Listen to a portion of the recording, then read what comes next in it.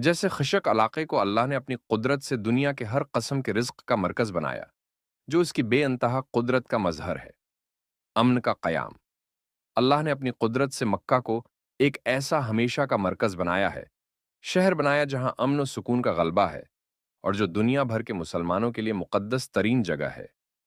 دنیاوی نعمتوں کی فراہمی: اللہ نے اپنی قدرت سے کافروں کو بھی دنیاوی رزق ہے عطا کیا، حالانکہ وہ اس کے نافرمان ہیں، تاکہ وہ ہدایت کی طرف لوٹ آئیں۔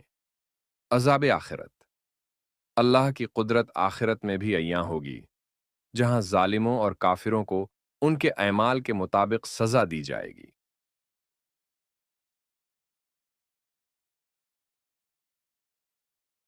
امن کی ضرورت: کسی بھی جگہ کی خوشحالی اور ترقی کے لیے امن بنیادی شرط ہے۔ حضرت ابراہیم علیہ السلام نے مکہ کے لیے امن کی دعا کی، جو آج بھی اس مقدس